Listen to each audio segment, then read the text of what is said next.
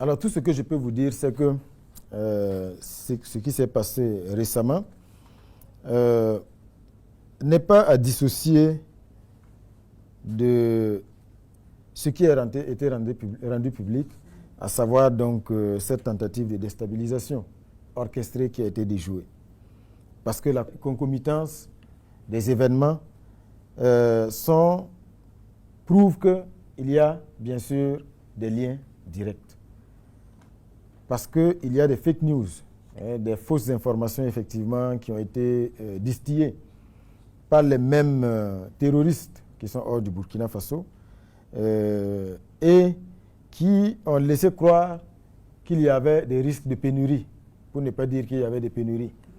Et vous savez comment fonctionne un peu le secteur des hydrocarbures et de la distribution. Vous savez, quand il y a une vague de panique qui naît, tout de suite, le réflexe des consommateurs, c'est de se ruer vers les stations-service. Ce n'est pas juste de se ruer vers les stations-service, mais c'est de surconsommer.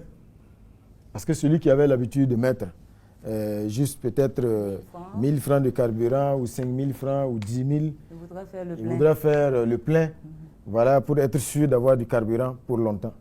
Et quand tout le monde vient en même temps dans les stations-service et surconsomme, la conséquence immédiate, c'est que la station va être vidée.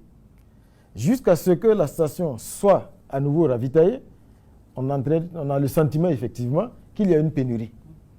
Mais la pénurie ne peut être appréciée, ne peut être confirmée que si sur le territoire national, il n'y a pas de stock qui permette de répondre aux besoins.